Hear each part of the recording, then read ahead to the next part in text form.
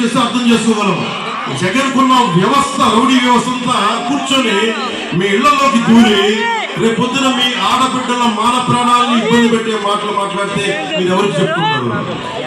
ఆకులు చేతులు కాలేక ఆకులు పెట్టుకుంటే ప్రయోజనం లేదు. అసలు ఇలాంటి దుర్మార్గాలకి అధికారం ఇవ్వకపోతే సరిపోతుంది. అందుకని ఓటుని చాలా జాగ్రత్తగా ఆచితూచి ఆలోచించి ఓటు వేయండి. నాకేం అవ్వదు. జగన్ ఒకటి అనుకుంటున్నారేమో, వైసీపీ నాయకులందరూ కూడా చెప్తున్నారు. నేను భయపడే వ్యక్తిని కాదు. 10 సంవత్సరాలు పొద్దున మా కూటమి ప్రభుత్వం వస్తుందని చెప్పి ధైర్యంతో చెప్పట్లేదు. 5 సంవత్సరాలుగా రోడ్ల మీద కొట్లాడుతూ ఉన్నావు.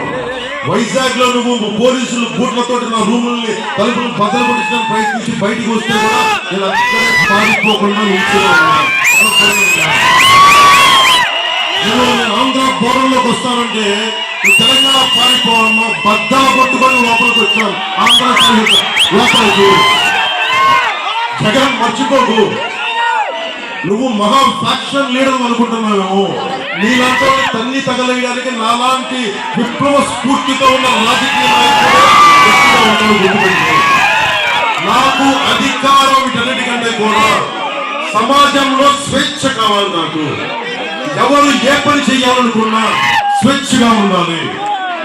బాబాసాహెబ్ అంబేద్కర్ దారిలో వస్తూ ఉంటా విగ్రహం కనిపించింది. ఒకటే గుర్తొచ్చింది, నువ్వు రాజ్యాంగ స్ఫూర్తిని దొంగల నేను కాలుతూ దొరుకుతారు. ప్రజలు గుర్తుపెట్టు, మర్చిపోతూ. ఒకటే చెప్తాను, ప్రభుత్వం మారబోతుంది. న్యూట్రల్ గా ఉన్న ప్రజలందరికీ ప్రతి ఒక్కరు చెప్తున్నారు, ఏ ఒక్క పథకాన్ని తీసేయం. ఉన్న పథకాన్ని పెంచుకోవాలి తప్ప తీసే ప్రయత్నం ఎప్పుడు చేయం, పెంపొందింపజేస్తాం. ముఖ్యంగా యువత ఉపాధి అవకాశాలు, ఆడపిల్లలకి ఎంటర్ప్రెన్యూర్షిప్ తో పాటు భద్రత, మనకి ఉద్యోగులకి ఆ సిపిఎస్ నేను మాటిస్తున్నాను. ఈ రోజున ఒక ప్రభుత్వ ఉద్యోగ కొడుకు చెప్తున్నా, నేను కాంట్రిబ్యూటరీ పెన్షన్ స్కీమ్ మీద రేపు అసెంబ్లీకి వెళ్ళిన రోజున నేను దాని మీద చర్చ మొదలుపెట్టి సంవత్సరం లోపు నేను పరిష్కారం తీసుకొస్తాను. అలాగే కాంట్రాక్ట్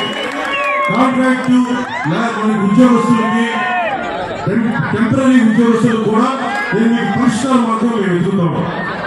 మనస్ఫూర్తిగా ప్రతి సమస్యకి బూతు తిట్టే కాకుండా బాధ్యతతో కూడిన రాజకీయం 2024 జూన్ నుంచి మొదలవుతుంది. దానికి నెలలు సంసిద్ధంగా ఉండండి. మనస్ఫూర్తిగా కూటమి గెలిపించిన మనస్ఫూర్తిగా తెలియజేస్తుంది. జగన్ ఒక డేంజర్ ఉంది. రేపు పొద్దున మీ ఆస్తి పత్రాలు ఫస్ట్ మొదలు చేశాడు. ఆంధ్రప్రదేశ్ రాజముద్ర ఉంటుంది, ఆస్తులు పత్రాల మీద జగన్ బొమ్మ వచ్చింది. దాన్ని డిజిటలైజ్ చేసేస్తున్నాడు. అంటే రేపు పొద్దున మన ఆస్తుల్ని అతను వస్తే తాకట్టు పెట్టేస్తాడు. గుర్తుపెట్టుకోండి, జగన్ డేంజర్ మీరు ఒకటే కాదు, గుర్తుపెట్టుకోండి. జగన్ మద్దతుదారులు కూడా చెప్తున్నారు, మీ ఆస్తి పత్రాలు అతని దగ్గర గెలిపిస్తే మీ ఆస్తి పత్రాలు జగన్ చేతిలో ఉంటాయి. అన్ని డిజిటలైజ్ చేసేసాడు. మీ ఆస్తుల్ని గోచేస్తాడు. ఇన్ని విలువైన వేల కోట్ల ప్రభుత్వ ఆస్తులను తాకట్టు పెట్టేసాడు. మీ వ్యక్తిగత ఆస్తులు కూడా తాకట్టు పెట్టేస్తాడు. అందుకని జగన్ కి ఓటేసినప్పుడు జగన్ మద్దతుదారునికి చెప్తున్నా, మీరు ఆలోచించుకోండి. మావాడు భుజాల మీద ఎక్కించుకుంటే ఏం చేశాడు మీకు అర్థమైంది కదా. ఉన్నవాళ్ళని తల్లి తగలేశాడు.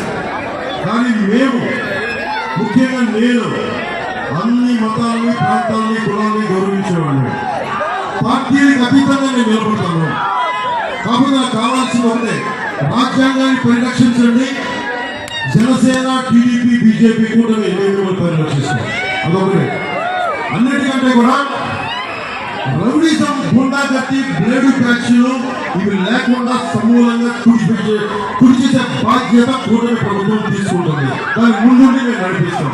ఈ మాట మీకు ఇస్తున్నాం. మా కూటమి అభ్యర్థులందరూ